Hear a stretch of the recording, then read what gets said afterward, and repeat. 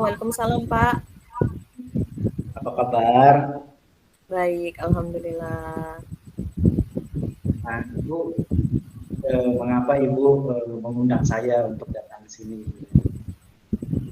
Iya Pak Ruslan, maaf saya cerita-cerita sedikit ya Pak ya. Iya nih Pak, akhir-akhir ini saya ini mengalami ini Pak, mungkin bisa dikatakan kejenuhan dalam bekerja ya Pak ya. Saya keteteran untuk melakukan tugas-tugas saya Pak. Eh, saya merasa saya ini jadi kurang efektif untuk eh, melakukan tupoksi saya Pak, tugas utama saya sebagai guru begitu. Karena saya dibebani dengan beberapa tugas tambahan. Eh, jadi saya ke, kadang merasa eh, diri saya jadi tidak fokus Pak untuk melakukan tugas saya di kelas seperti itu Pak.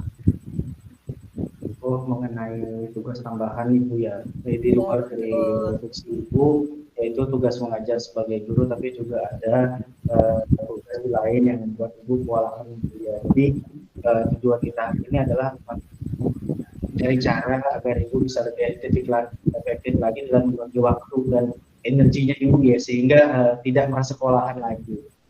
Iya betul Pak.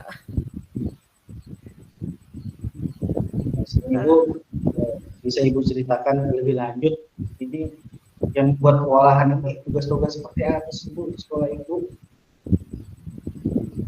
Eh, Gini Pak, saya itu selain sebagai guru kelas ya Pak ya, saya juga diberikan tugas tambahan itu sebagai bendahara Bosnas Pak. Ya, ya, ya. Kemudian saya juga eh, kebetulan saat ini sedang bertugas dari Dinas Pendidikan, ditugaskan untuk membuat buku bahasa Passer yang kegiatannya itu sangat padat Pak. Itu saya biasanya BIMTEK itu setiap 3 minggu sekali saya pasti ada BIMTEK.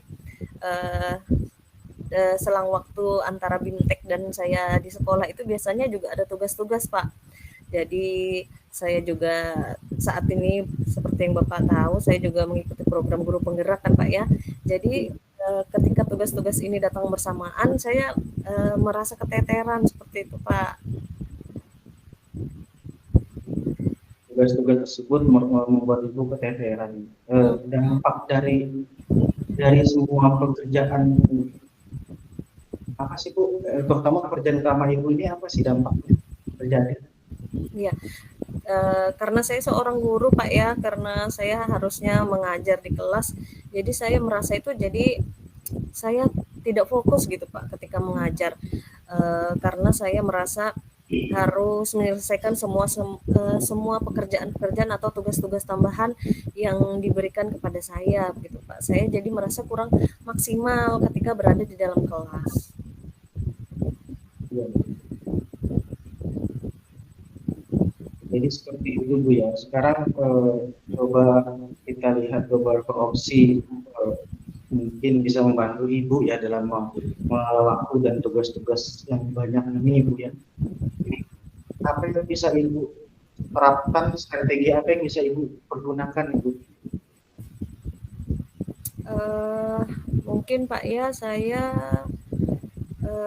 mulai membuat prioritas Pak ya, apa yang saya harus kerjakan terlebih dahulu, mungkin seperti itu Pak ya. Mungkin saya juga mau meminta bantuan kepada kepala sekolah untuk mendelegasikan beberapa tugas saya kepada rekan kerja saya, mungkin seperti itu Pak. Ya, ya. Bagus sekali itu Bu ya. Membuat ada namanya itu adalah skala prioritas Bu ya. Beberapa tugas. Sekarang yang ingin saya tanyakan itu dari pengalaman Ibu, mana sih yang paling penting menurut Ibu yang Ibu harus lakukan? Yang paling penting mungkin yang pertama saya harus buat jadwal mungkin ya Pak ya. Saya harus buat jadwal, saya rincikan apa sih hal yang paling prioritas yang harus saya kerjakan seperti itu. Kemudian saya mungkin harus segera berbicara dengan kepala sekolah, Pak, untuk membantu saya mendelegasikan tugas-tugas saya tadi kepada teman-teman atau rekan kerja, gitu, Pak.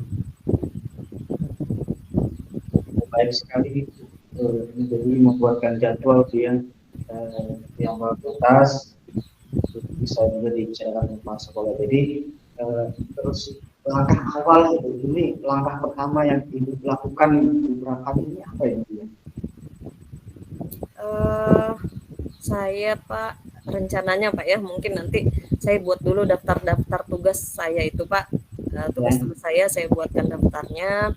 Eh, saya buatkan jadwalnya seperti itu mungkin agar bisa saya dapat memanage waktu saya dengan baik gitu Pak ya. Jadi ada daftar tugas mana yang prioritas, mana yang kurang prioritas seperti itu.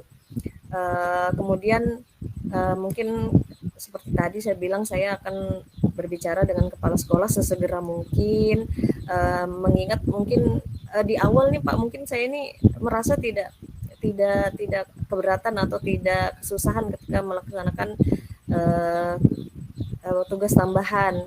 Tapi ternyata ke belakang saya menyadari kalau saya tidak bisa melaksanakan semuanya secara bersamaan seperti itu. Jadi saya mungkin akan membicarakan ulang kepada kepala sekolah untuk meminta bantuan beliau untuk mendelegasikan tugas-tugas tadi kepada rekan kerja yang lain, begitu Pak. Ya, saya memahami apa yang ibu hadapi dalam kondisi seperti ini. Baik ibu, kapan kira-kira ibu bisa meluangkan waktu untuk membuat daftar tugas tersebut ibu?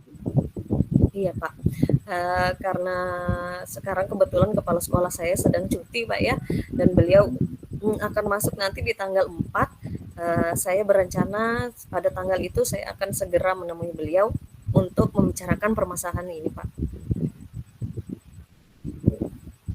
Setelah saya cuti ya, dan sudah membuat daftar tersebut dengan berbicara kepala sekolah, bagaimana ibu bisa mengevaluasi lagi bu langkah-langkah ini bu? Menurut saya nih Pak ya, jika saya itu merasa lebih tenang, saya itu bisa fokus dalam mengajar gitu Pak. Tidak terlalu pikiran saya tidak terlalu banyak cabang Pak, mungkin seperti itu. Jadi saya bisa fokus untuk mengajar siswa-siswa saya agar anak-anak saya ini mencapai kepada tujuan pembelajaran yang kami inginkan seperti itu Pak. Semoga dengan itu bisa lebih tenang mengajar dan menjadi lebih baik lagi ibu ya. Dan setelah itu apakah ibu bisa yakin ini melakukannya? Bisa Pak, insya Allah saya yakin saya akan coba. Saya akan coba untuk melakukan apa yang saya rencanakan tadi, dan saya meyakini dengan hal itu saya bisa kembali fokus saat bekerja gitu Pak. Ibu, semoga apa yang sudah diskusikan ini semoga bermanfaat, terdapat hal baru ibu ya. Baik Bu, nanti dalam beberapa minggu ke depan mungkin kita bisa bertemu lagi ya, kita menanyakan perkembangan mengenai masalah ibu ini. Baik Pak, siap. Semangat Ibu. Iya, terima kasih Pak. Assalamualaikum. Waalaikumsalam warahmatullahi wabarakatuh.